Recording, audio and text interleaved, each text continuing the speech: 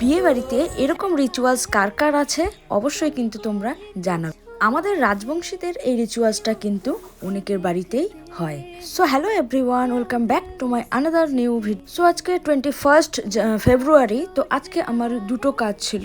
আজকের first location ছিল তারাবাড়ি, আর ব্রাইডকে সময় দেওয়া হয়েছিল 1টার সময়, আর আমি সেখানে পৌঁছেছিলাম ভেন্যুতে মোটামুটি 1:30টার সময়। আর আজকের ব্রাইডদের দুটাই লোকেশন ছিল আমার কিন্তু অনেক ডিস্টেন্সে। সো লোকেশন খুঁজতে খুঁজতে আমরা কিন্তু পৌঁছে যাই ব্রাইডের বাড়িতে। আগের বছর এই জায়গাতেই আমি একটা ব্রাইড করতে এসেছিলাম, তো তাকে দেখেই মানে সেই ব্রাইডের কাজ দেখেই আমাকে কিন্তু বুক করা হয়েছিল। তো পিছনে যে তোমরা দেখতে পাচ্ছ ওটাই আমাদের হচ্ছে আজকের ব্রাইড, ফার্স্ট ব্রাইড। আর এই যে শাড়িটা দেখতে পাচ্ছ তোমরা, শাড়িটার কিন্তু কোনো রকমের যে ব্লাউজের পিসটা ছিল সেটা কিন্তু কাটা হয়নি।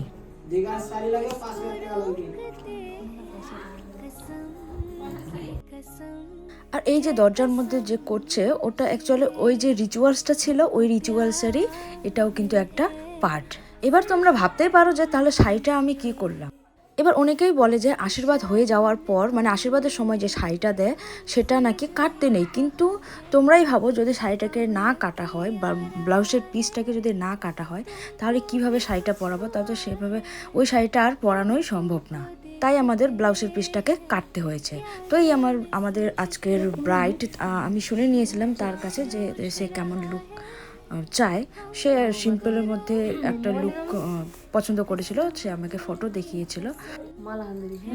ডার্কের মধ্যে হবে না নিউটের মধ্যে হবে, কোনটা দিলে শুট করে যেটা ভালো লাগবে ওইটা অনুযায়ী দিন তো পরে। তো যেরকম মানে মেকআপের উপর শুট লাগবে। তো তোমরা ব্রাইডের মুখ থেকেই শুনতে পেলে সে কীরকম কী চায়, মানে ওর উপর যেটা শ্যুট করবে সেটাই। তো সেই কথা মাথায় রেখেই আমরা মেকআপ শুরু করে দিলাম। আর যেহেতু আজকে আমার দুটো ব্রাইড ছিল, তো একটা তো হেল্পিং হ্যান্ডের অবশ্যই দরকার, আমাদের মেকআপ আর্টিস্টের দরকার হয়।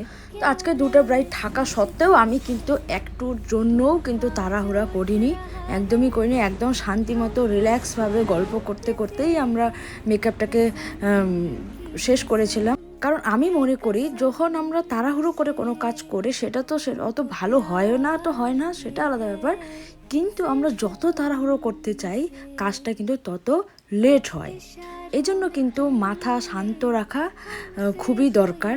যেহেতু মেকআপ একটা আর্ট, তাড়াহুড়ো করে কোনো আর্টই ভালো হয় না। আর আজকে যে এই ফুলটা ছিল অ্যাকচুয়ালি ফুল নিয়ে আসতে ভুলে গেছিলো, মানে ফুল নিয়ে আসেনি অ্যাকচুয়ালি ব্রাইড। তো তাদের বাড়িরই এই ফুলগুলা দেখো কত সুন্দর, কালারটা যদিও অতটা ফুটবে না, কিন্তু এই রোজ আমি এই কালারের রোজ আগে দেখিনি, মানে এত সুন্দর আর এত বড় বড় ছিল। কিন্তু সমস্যা একটা ছিল যে একটা রোজ নিয়ে এসে আরেকটা ছিল অনেক ছোট, কিন্তু কি করা যায়। আর যেহেতু লোকেশনের কাছেও কোনো ফুলের দোকানও ছিল না যে হুট করে নিয়ে আসবে, আর কেউ নিয়ে আসার মতোও ছিল না, সেজন্য আমাদের ওইভাবেই ফ্লাওয়ার ডেকোরেশন করতে হয়েছিল।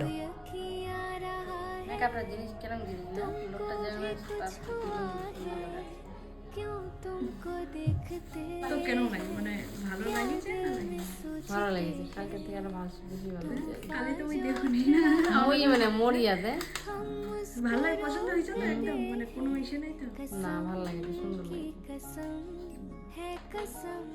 সো এই ব্রাইডের রিভিউ তো তোমরা শুনতেই পেলে।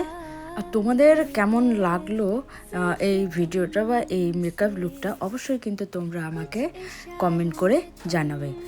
আর আজকের ফার্স্ট ব্রাইডের মেকআপ লুকটা কিন্তু আমাদের 4টার সময় কমপ্লিট হয়ে গেছিলো।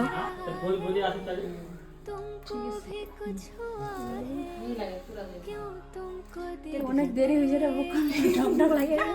আর আমার সেকেন্ড ব্রাইডের লোকেশন এখান থেকে মোটামুটি 1 ঘন্টা যেহেতু ডিস্টেন্সে ছিল, সেজন্য একটু টেনশন তো কাজ করছিলই। আর নেক্সট ভিডিও অর্থাৎ সেকেন্ড ব্রাইডের ভিডিও তোমরা যদি দেখতে চাও তাহলে অবশ্যই কিন্তু আমার পেজটাকে বা আমার প্রোফাইলটাকে ফলো করে রাখতে হবে।